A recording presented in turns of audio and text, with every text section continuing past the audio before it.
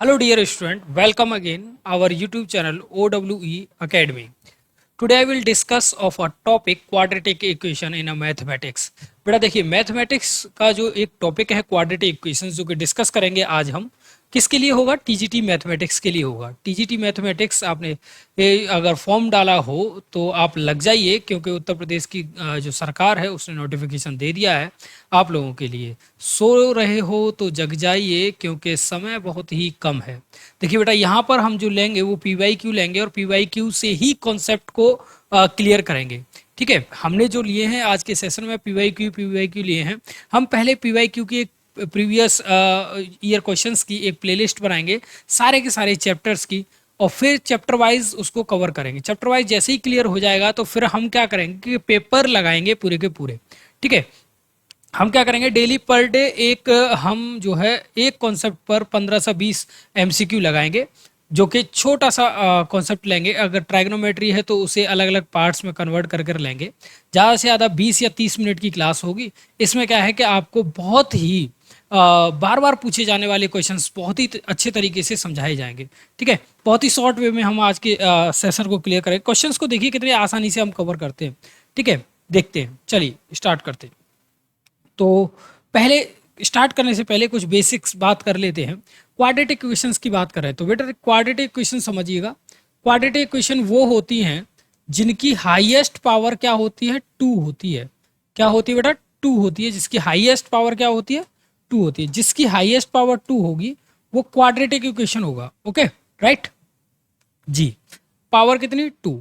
और इसकी standard form की अगर मैं बात करूं, क्या बात करूं, स्टैंडर्ड फॉर्म की बात करूं तो जो इसकी स्टैंडर्ड फॉर्म है ना बेटा वो होती है a x square plus b x plus c. This is the standard form of quadratic equation. ठीक है, तो ये जो क्वाड्रेटिक इक्वेशन है बेटा यहाँ पर आप ये समझिए कि अगर मैं ये कह दूं कि इस क्वाड्रेटिक इक्वेशन के 2 जीरोस आपके पास अवेलेबल हैं, मान लीजिए एक बीटा है और एक अल्फा है या अल्फा बीटा कह दीजिए, कोई प्रॉब्लम नहीं है। तो आपने एक फॉर्मूला पढ़ा होगा, क्या था कि सम ऑफ जीरोस,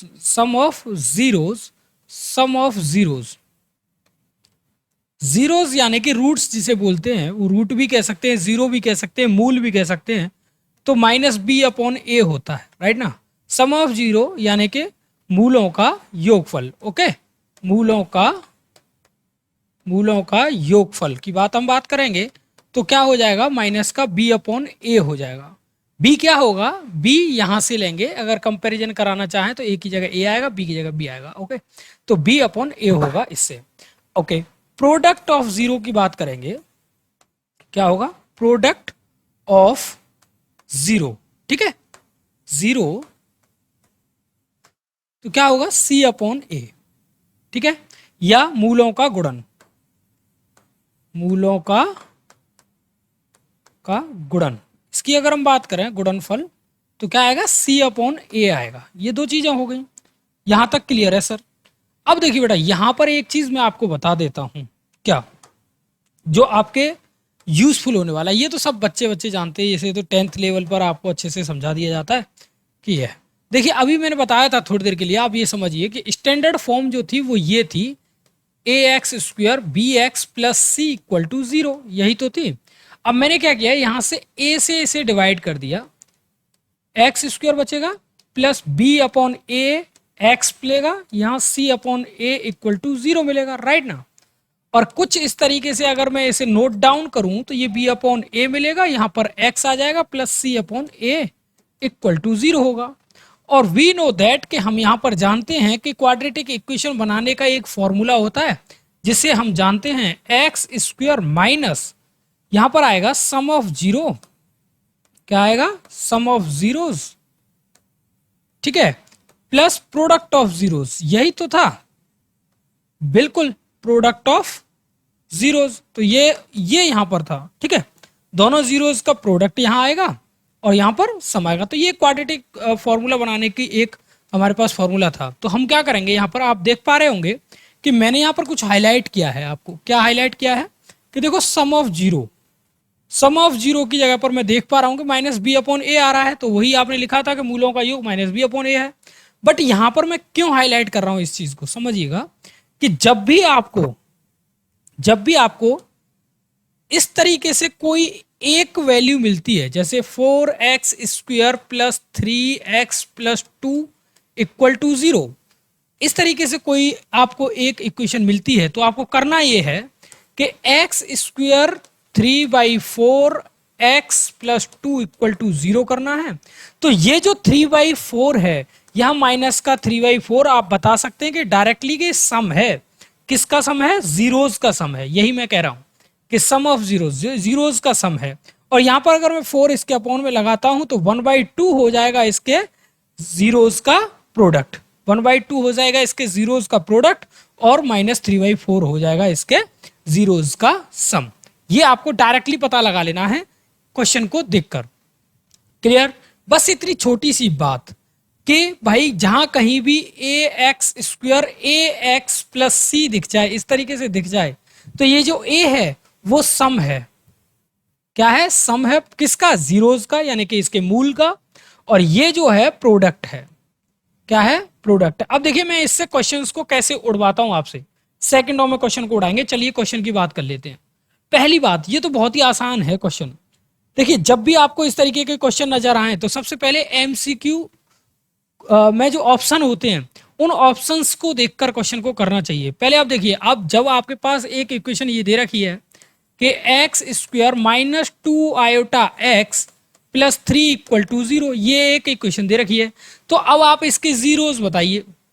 क्या है? Roots of the quadratic equation are. तो रूट्स बताने हैं, रूट्स यानी कि जीरोस बताने हैं। बात एक ही है, रूट्स कह लीजिए, मूल कह लीजिए, या जीरोस कह लीजिए, बात एक ही है। तो क्या ये बताना है आपके, इसके क्या है? रूट्स बताने हैं। अब बहुत ही परेशान होंगे आप इसे लेकर कि कैसे सॉर्ट आउट करें, सॉल्व करने में लग जाएंगे, कॉपी के पन्नों को रगड़ने लग जाएंगे। ऐसा नहीं करना भाई, समझिए कैसे होगा। देखो x² है, यहां पर मैंने अभी आपको बताकर चल रहा था कि ये x² है, सिंगल है, यहां पर इसका कोफिशिएंट केवल 1 है। तो सिंपल सी बात ये है कि ये जो यहां पर है, ये 2 iota is a sum of zeros. क्या है? सम ऑफ जीरोज है, यानी कि इसके जीरोज का क्या है? सम है। यदि ये सम है तो अब आप ऑप्शन में देख लीजिए किसका सम 2 आयोटा आ रहा है। देखो इसका आ गया माइनस का 4 आयोटा, ये तो ऐसे ही रहेगा। इसका भी 4 आयोटा, इसका आ गया 2 आयोटा।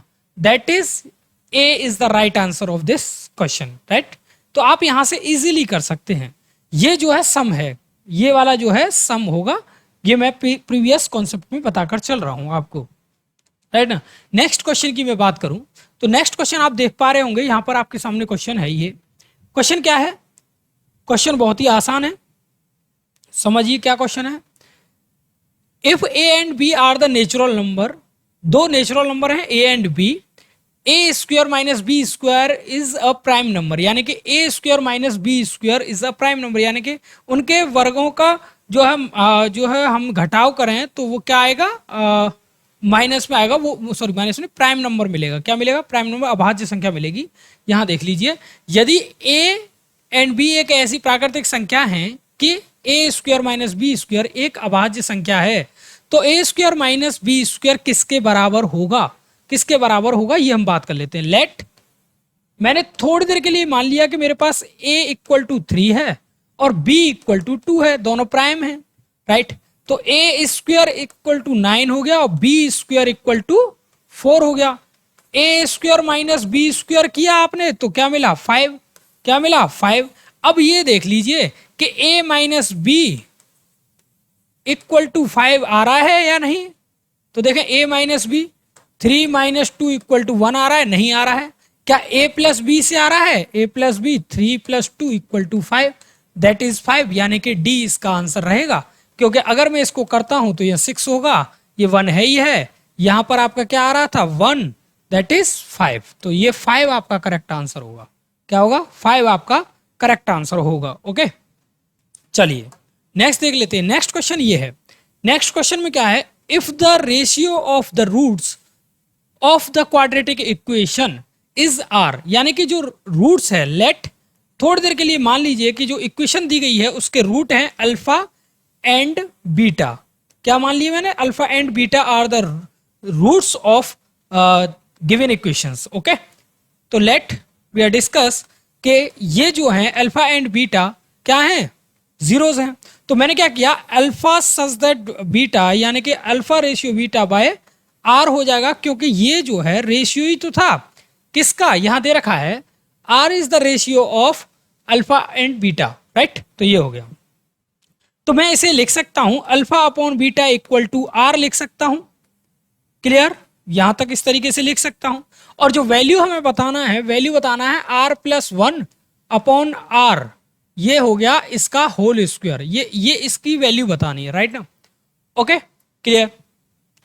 इक्वेशन से आपको पता ही होगा कि इक्वेशन यहां पर ये दे रखी है, और इस इक्वेशन से जैसे आप वैल्यू निकालेंगे तो alpha plus beta equal to minus b upon a मिल जाएगा, और alpha beta equal to c upon a मिल जाएगा। ये तो आपने पढ़ा ही है।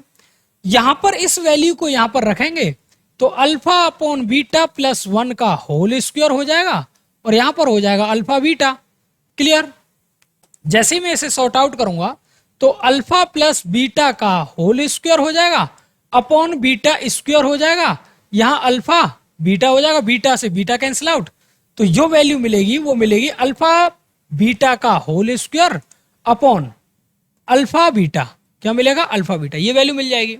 अब करना यहां पर ये है, आपको करना यहां पर ये है इस वैल्यू में यहां की जो वैल्यू है वो लगा देनी है।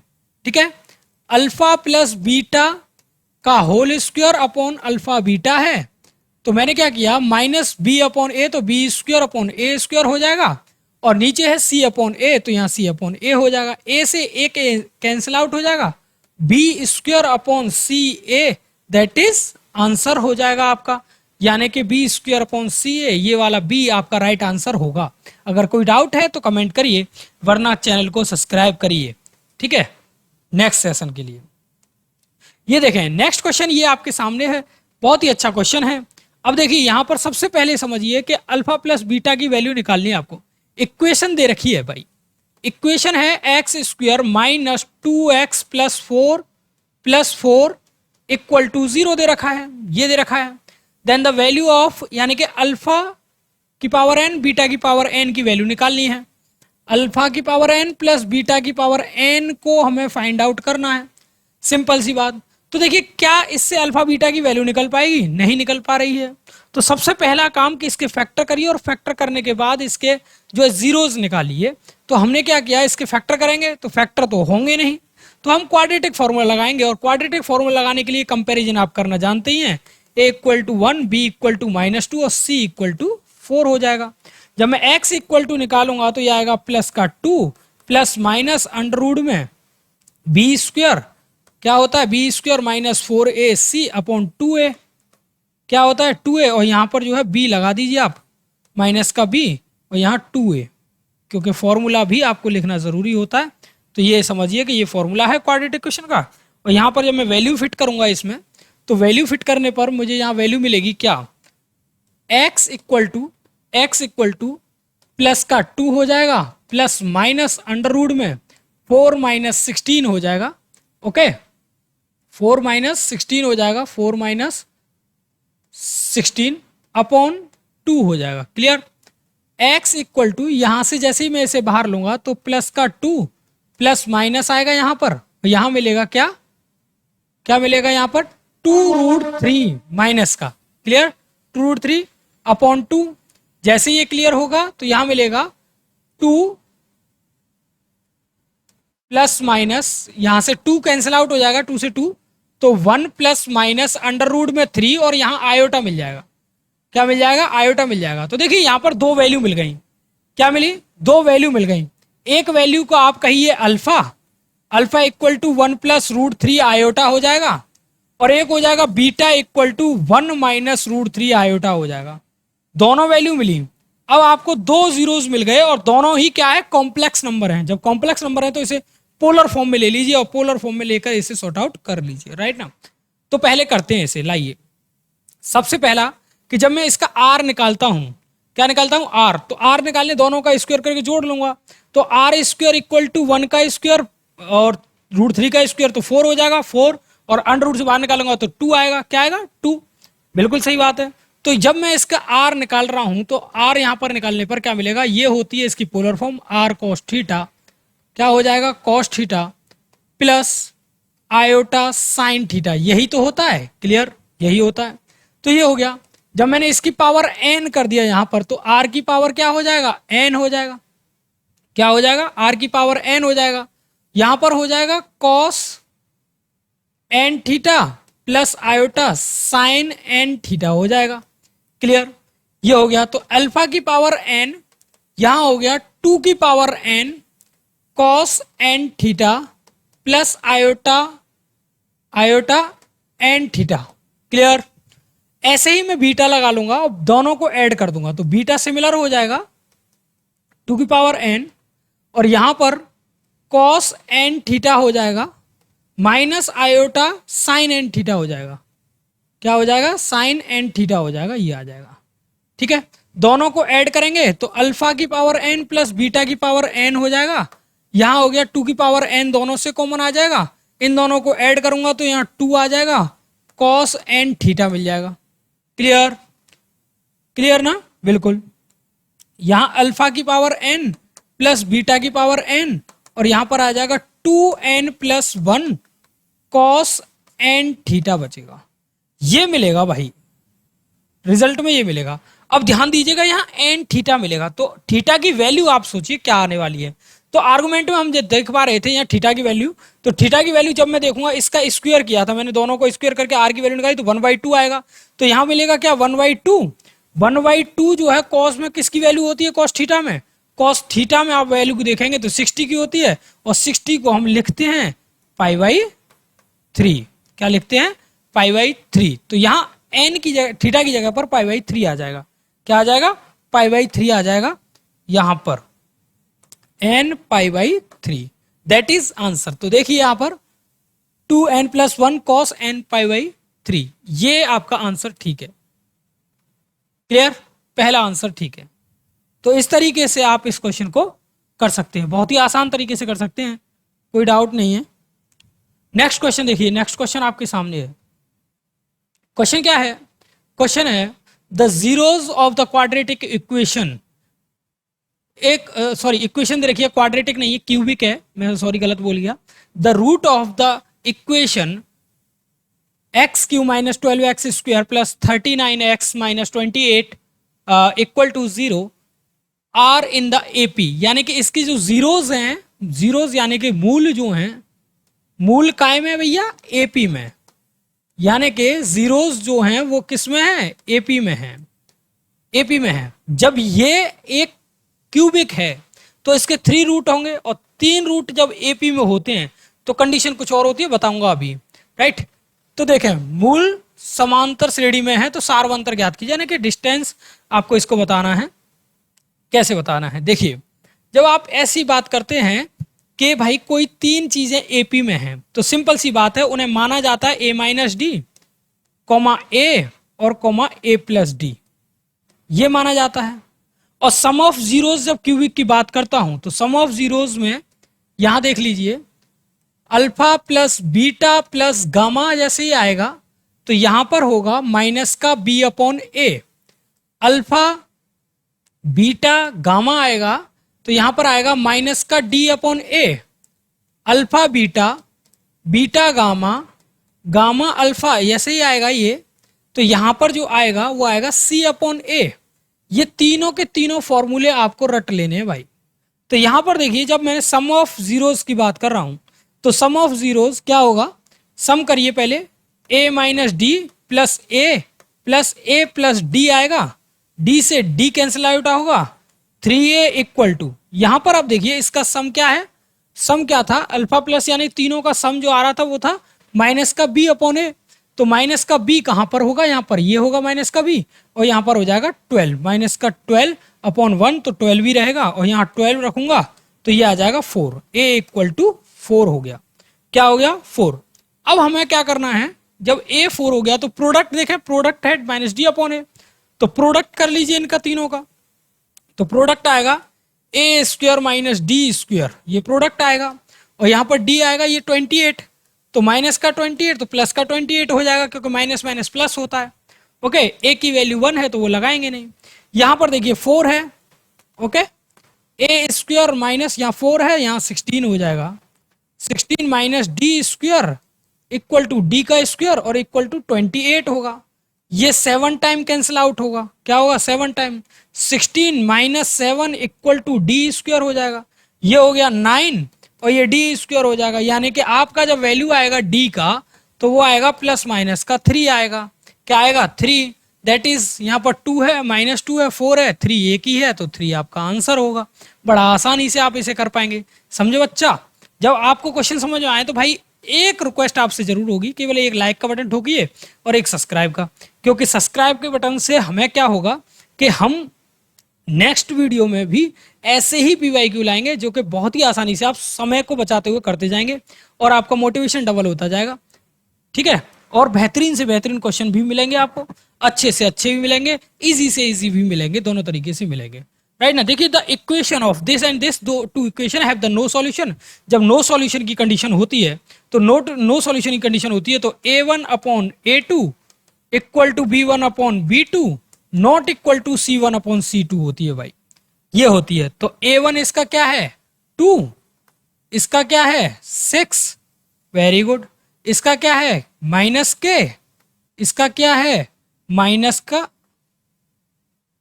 12, okay, not equal to C1 यानी कि इसका 7 और वहां 15। तो इस बात से तो हमें कोई मीन्स है ही नहीं इसका, तो इस क्योंकि नॉट इक्वल है, ये इक्वल है तो इसे ले लीजिए, 6 2 या 12 माइनस का 4 इक्वल टू माइनस का के से के कैंसिल, ये माइनस से माइनस कैंसिल आउट, तो के इक्वल टू इसका 4 आपका आंसर होगा, के इक्वल टू 4 इसका आंसर होगा भाई। बहुत ही आसान है ये क्वेश्चनों को करना, बच्चे वाले क्वेश्चन दे दिए ये तो उठा के। नेक्स्ट क्वेश्चन देखिए, नेक्स्ट क्वेश्चन है ये आपके सामने, ये क्वेश्चन देखिए कितना अजीब है भाई। यहां पर देखिए सबसे पहले आपको क्या करना है, क्वेश्चन में क्या बोला गया है, the root of the quadratic equation is this are equal, क्या है आर इक्वल है यानी इक्वल रूट्स हैं।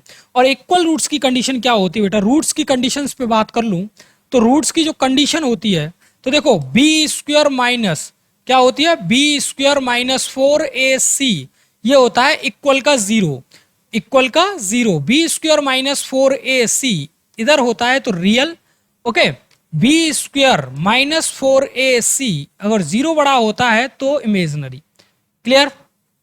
तो ये 3 कंडीशन होती हैं, तो हमारा इक्वल रूट्स की बात कर रहा है तो ये वाली कंडीशन को पकड़ लेंगे, और जब इस वाली कंडीशन को पकड़ लेंगे तो यहाँ कंपैरिजन करा दी, तो a इक्वल टू मिलेगा तो 4 प्लस m मिलेगा, ओके। b की बात करेंगे तो b equal to m plus 1 मिलेगा, c की बात करेंगे तो 1 मिलेगा, क्लियर।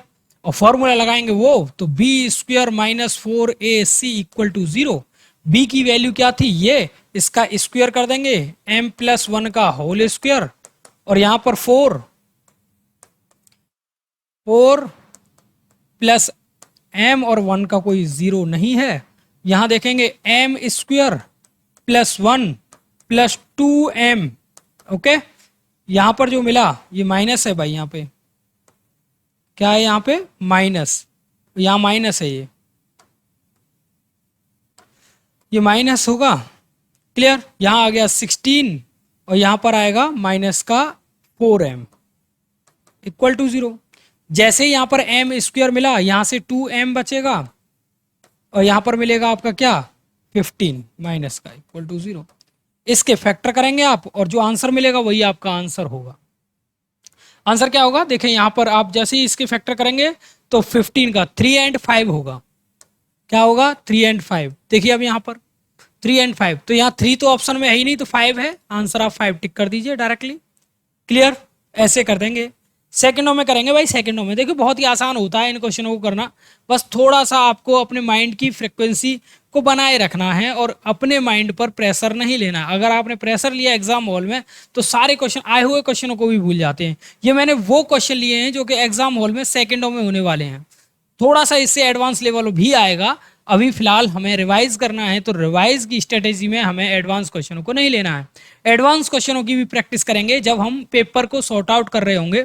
पेपर में बताऊंगा कि कितने प्रतिशत जो है इजी आते हैं और कितनी प्रतिशत हार्ड क्वेश्चन आते हैं और क्या रेशियो होता है पेपर का, इसकी स्ट्रेटेजी पे बात करूंगा मैं आगे। फिलहाल अपने सेशन को आगे बढ़ाते हैं, राइट। तो यहाँ पर देखें नेक्स्ट क्वेश्चन है ये, बहुत बच्चे वाले क्वेश्चन है भाई ये। देखिए कब दिया है ये, DSSB में आया है भाई, कब आया है, 2014 में आया है। देखें 3x square minus 4x plus 4x plus 7 equal to 0 होगा। सिंपल सी बात यह है कि अगर मैं इसके जीरोस अल्फा बीटा मान लेता हूं तो अल्फा प्लस बीटा बराबर माइनस का 4/3 हो जाएगा, अल्फा बीटा इक्वल टू 7/3 हो जाएगा। बट बेटा यहाँ पर हमें वैल्यू किसकी चाहिए, इसकी वैल्यू चाहिए।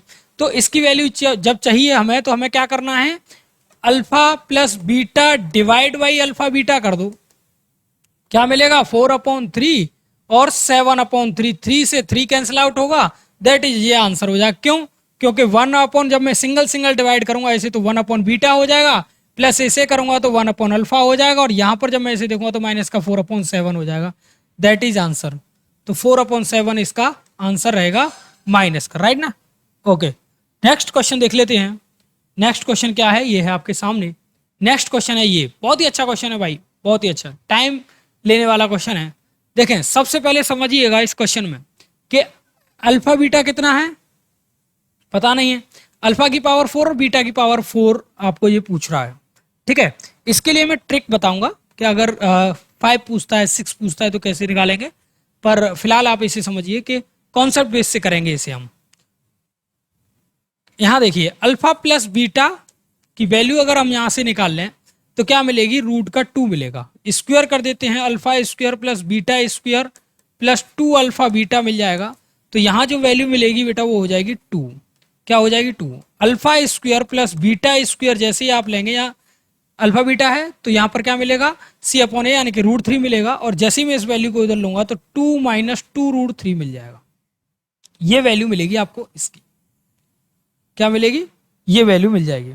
अब आप देखिए यहां पर अगेन स्क्वायर कर देते, क्या कर देते हैं, अगेन स्क्वायर, अल्फा की पावर 4 बीटा की power 4 plus 2 alpha square beta square, यहां पर किया, इसका स्क्वायर करेंगे तो 4 प्लस इसका स्क्वायर करेंगे तो 3 4 12 2ab, यानी कि माइनस आ गया, ये माइनस है तो माइनस 2ab आएगा, तो 2 इंटू 2 4 इंटू 2 8 8√3 आ जाएगा, क्या आ जाएगा 8√3। क्लियर, सिंपल सी बात यह है कि यहां माइनस का 8√3 आ रहा है, किसी में भी माइनस का 8√3 नहीं है, पकड़ के कह दीजिएगा ये आंसर है। बट पूरा करते हैं, अल्फा की पावर 4 प्लस बीटा की पावर 4, यहां पर आप देखेंगे स्क्वायर करेंगे किसका, इसका, सी का करेंगे तो 3 हो जाएगा, 3 इंटू 6 हो जाएगा, 3 इंटू 2 6, और यहां पर देखा तो ये 16 हो गया, 8√3। क्लियर, अल्फा की पावर 4 बीटा की पावर 4, 16 माइनस 6 माइनस 8√3, यहां पर जो वैल्यू मिली 10 8√3, that is answer, that is answer. ये मैं पहले ही बता चुका था आपको, पकड़ के कह दीजिए, क्योंकि यहां पर एक ही वैल्यू ऐसी आ रही है जो कि माइनस में है और 8√3 के साथ आ रही है, और कोई है ही नहीं, राइट ना। चलिए नेक्स्ट क्वेश्चन देख लेते हैं। नेक्स्ट क्वेश्चन है ये भाई, ये क्वेश्चन तो अभी किया है, जस्ट किया है, ये बहुत ही अच्छा क्वेश्चन है, और ये बार बार रख दिया यहाँ पे।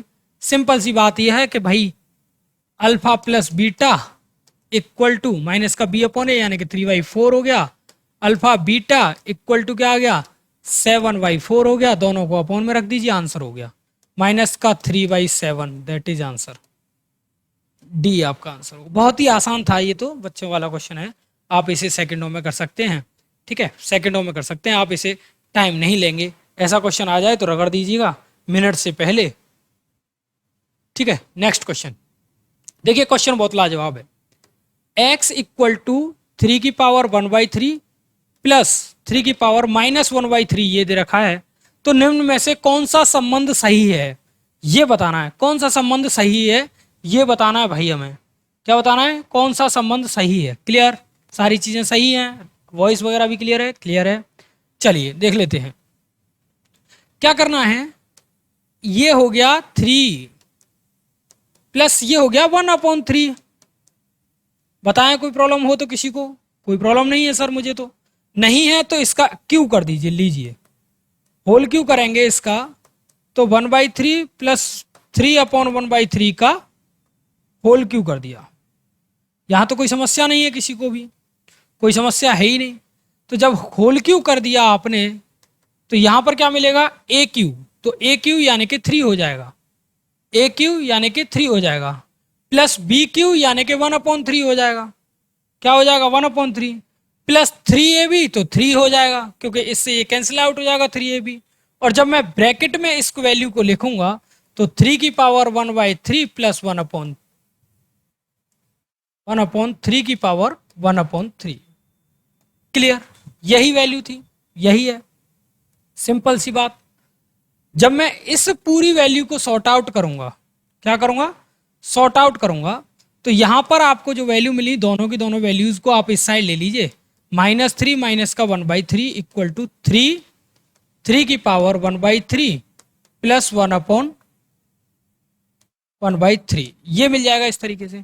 और ये जो वैल्यू है पूरी की पूरी, ये x है, क्या है, x है। तो यहां जैसे इसे सॉर्ट आउट करूंगा तो यहाँ 3x हो जाएगा, इसे साइड ले लेंगे।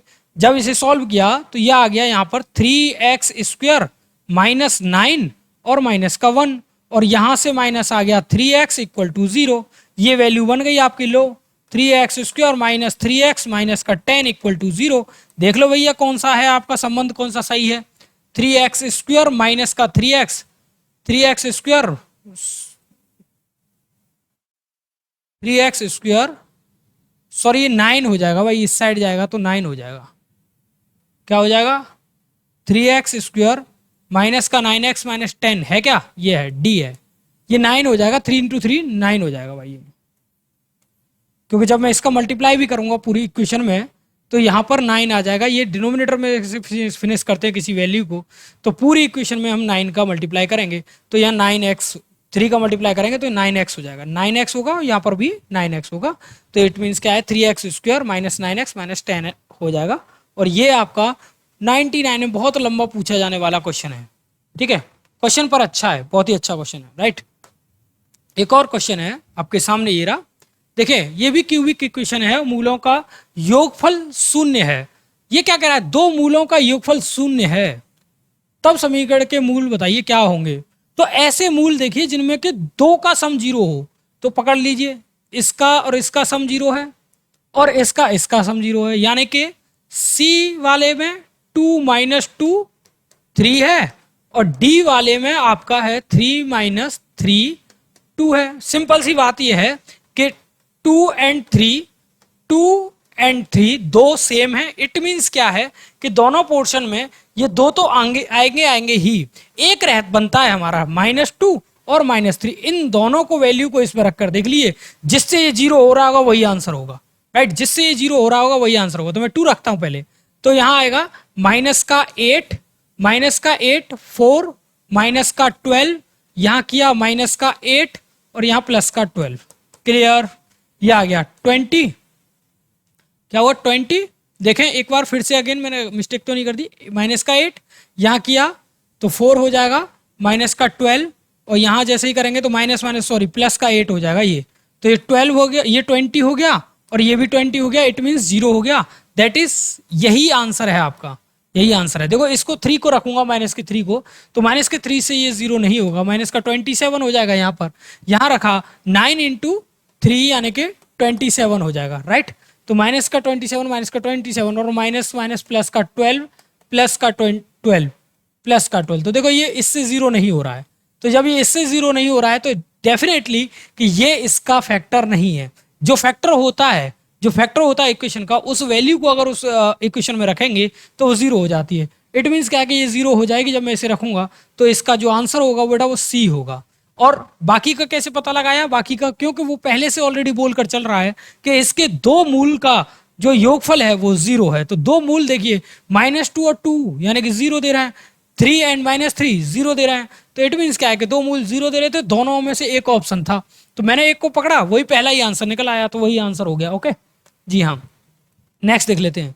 नेक्स्ट क्वेश्चन है ये आपके सामने, ये देखिए, अब आप इसे सॉर्ट आउट करेंगे, बहुत लंबा प्रोसेस जाएगा, मैं इसको सेकंड में करने की ट्रिक बता देता हूं।